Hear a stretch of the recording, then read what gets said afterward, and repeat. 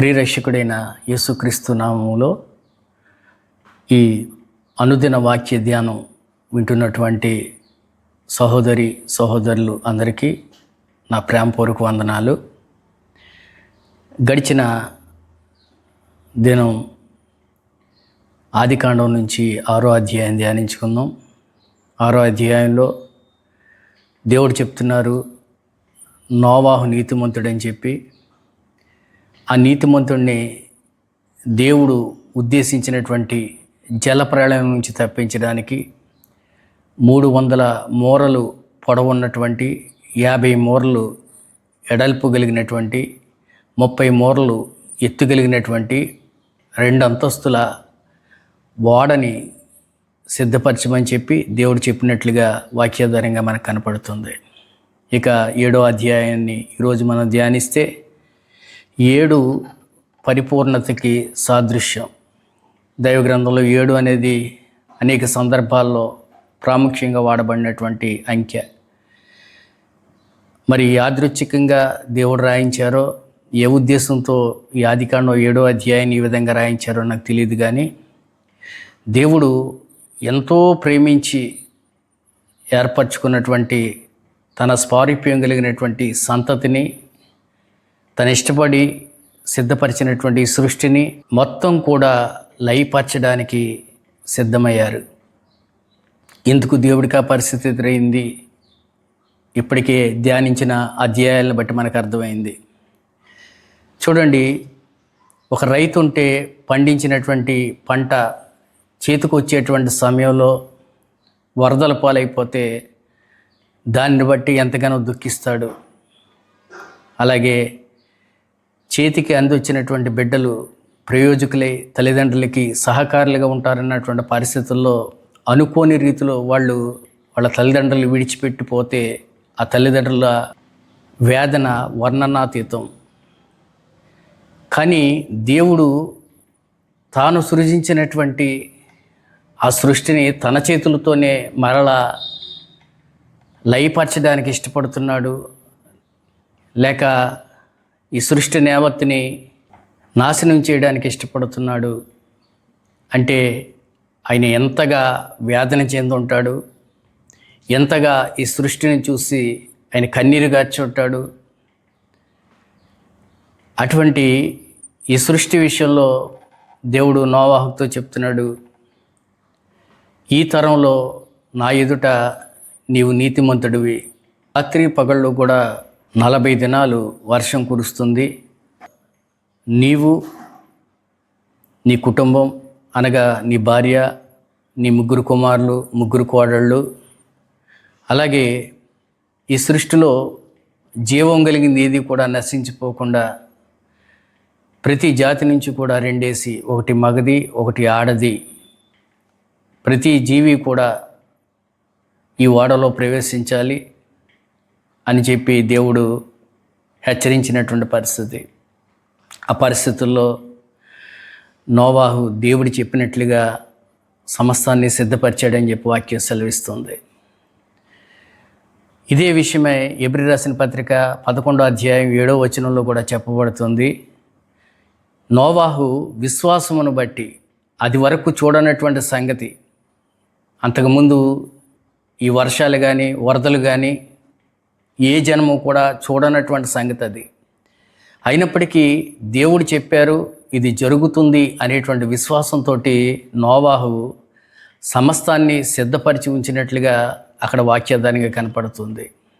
అది లోకానికి వెరితనం కావచ్చు, కానీ ఆ నీతిమంతుడికి అది దేవుడు చెప్పారంటే తప్పనిసరిగా జరుగుతుంది అనేటువంటి విశ్వాసంతో దేవుడు ఏ విధంగా అయితే సిద్ధపరచమన్నారో ఆ విధంగా సిద్ధపరిచినట్లుగా వాక్యం చెప్తుంది. దేవుడిచ్చిన 7 రోజుల సమయం అయిపోయింది. ఆ సమయానికి దేవుడు చెప్పినట్లుగా నోవాహు భార్య, తన 3 కుమారులు, 3 కోడళ్ళు, అలాగే ఆయా జాతుల నుంచి 2 ఒక మగది ఒక ఆడది, సమస్తం కూడా దేవుని ప్రణాళికలో ఉన్నవన్నీ కూడా ఆ ఓడలో ప్రవేశించిన తర్వాత ఆ ఓడ ద్వారం మూయబడింది. ప్రచండమైన వర్షం ప్రారంభించబడ్డది.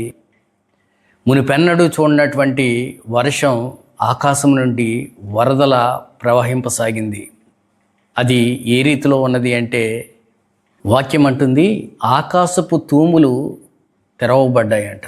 చూడండి, నేడు చూస్తాం అనేక ప్రాజెక్టులు, నీటి ప్రాజెక్టులు మనం చూసినట్లయితే వాటికి గేట్లు ఏర్పాటు చేస్తారు. వరదలు ఎక్కువైనప్పుడు ఆ గేట్లు తెరుస్తారు. ఆ గేట్లు తెరిచినప్పుడు ఉధృతంగా ప్రవాహం పల్లవ ప్రాంతానికి వెళ్ళిపోతుంది.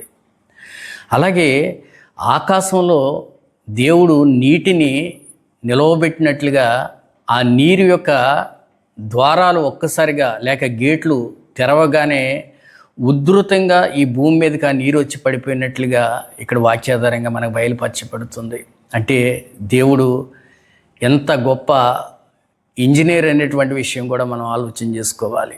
ఆ నీటి ప్రవాహానికి ఆకాశం లాంటి పర్వతాలు కూడా మునిగిపోయినాయి అని చెప్పి వాక్యం సెలవిస్తుంది. అంటే ఎత్తైనటువంటి పర్వతాలు కూడా ఆ నీటిలో మునిగిపోయినాయి. ఈ వాడ ఆ నీటి మీద తేలింది. 40 దినాలు పగలు రేయి కూడా వర్షం కురుస్తూనే ఉంది. ఆ కురిసినటువంటి వర్షం 150 రోజులు భూమి మీద నీరు నడుస్తూనే ఉందని చెప్పి వాక్యం సెలవిస్తుంది. అంటే ఎంత వర్షం కురిసి ఉంటుందో, పర్వతాలు మునిగిపోయేంత నీరు భూమి మీదకి వచ్చిందంటే ఎంత జలప్రళయం అక్కడ జరిగి ఉంటుందో మనం ఒకసారి అర్థం చేసుకోవచ్చు.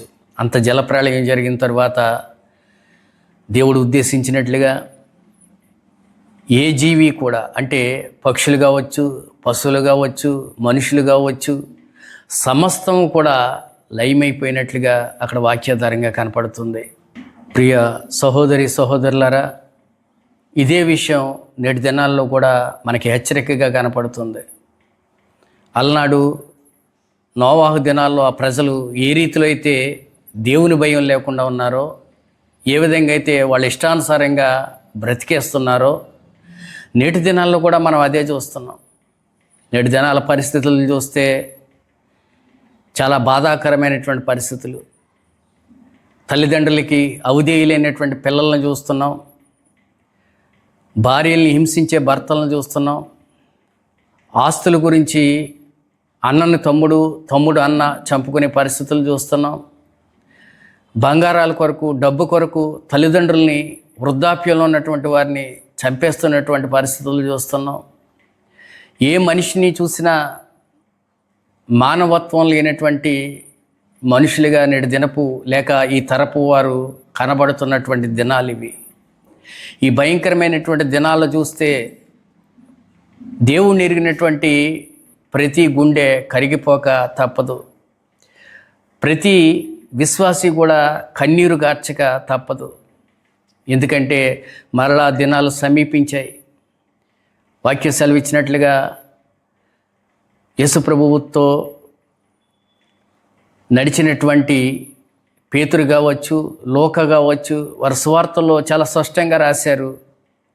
అలనాడు నోవాహు దినాల్లో ఏ రీతిలో అయితే జలప్రళయం వచ్చి ఈ సృష్టి అంతా నాశనం అయిపోయిందో, అదే రీతిలో మరలా యేసు ప్రభు వారు తిరిగి వచ్చేటువంటి సమయంలో అదే పరిస్థితి ఏర్పడుతుందని చెప్పారు.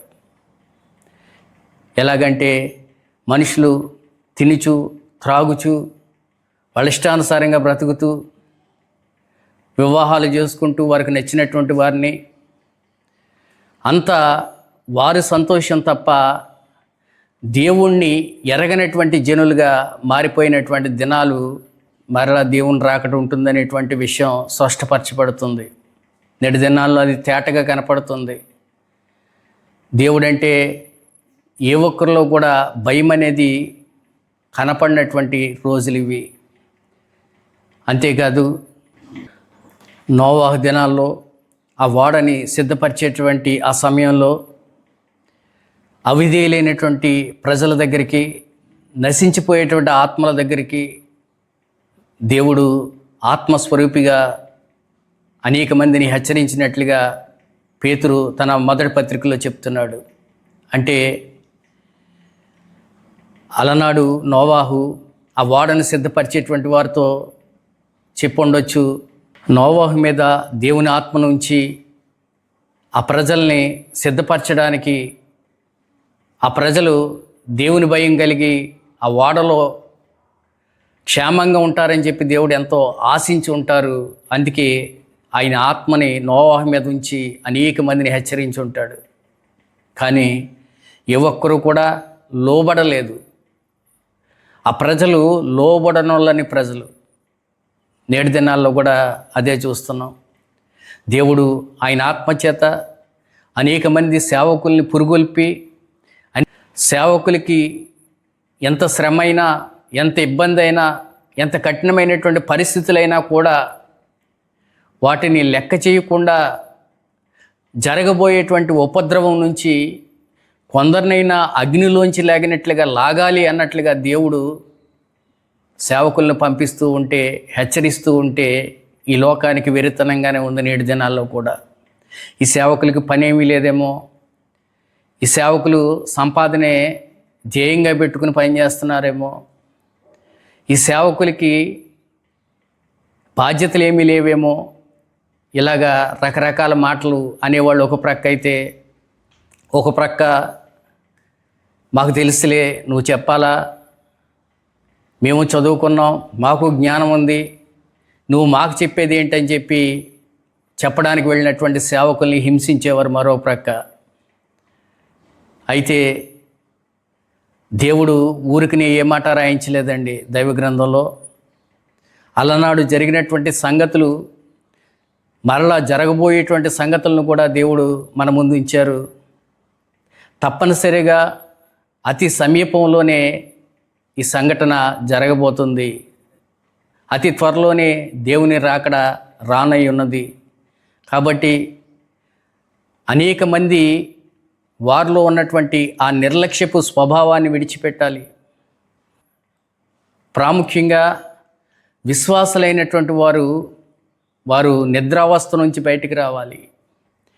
నేను దేవుణ్ణి తెలుసుకున్నాను, నేను రక్షణ పొందాను, ప్రతి వారం నేను చర్చికి వెళుతున్నాను, నేను కానుకలు ఇస్తున్నాను, ఉపవాసం ఉంటున్నాను, సహవాస కూడుకుల్లో పాల్గొంటున్నాను అంటే సరిపోదు.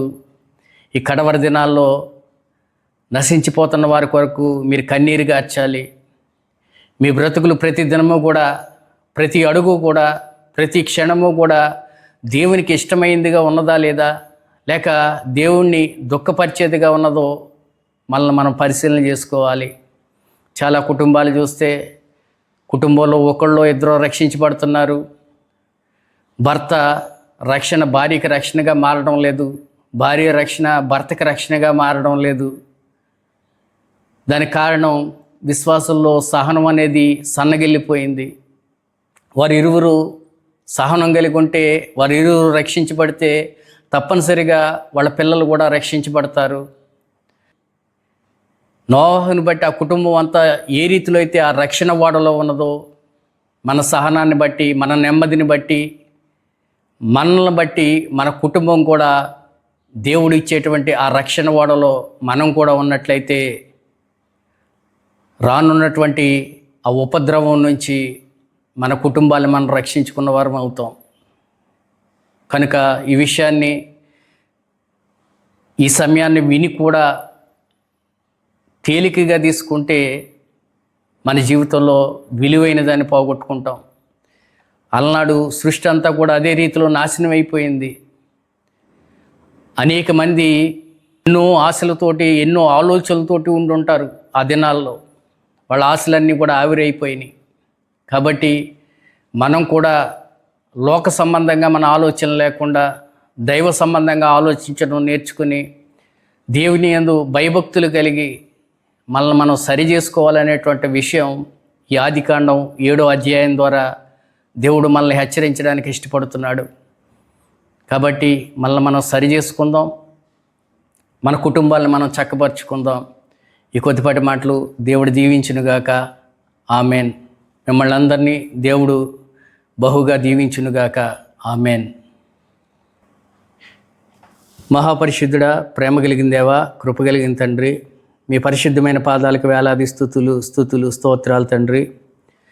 అయ్యా, నా కన్నులకి మరుగైనటువంటి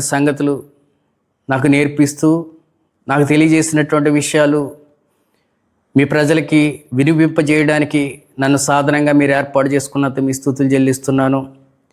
ఈ 7వ అధ్యాయం ద్వారా నీతిమంతుడైన నోవాహు కుటుంబం మీరు సిద్ధపరిచినటువంటి ఓడలో ఆ జలప్రళయంలో క్షేమంగా ఉండినట్లుగానే ఈ కడవరి దినాల్లో మీరిచ్చినటువంటి రక్షణ ఓడలో మా కుటుంబాలు కూడా క్షేమంగా ఉండున్నట్లుగా మమ్మల్ని మేము సిద్ధపరచుకోవడానికి సహాయం దయచేయండి.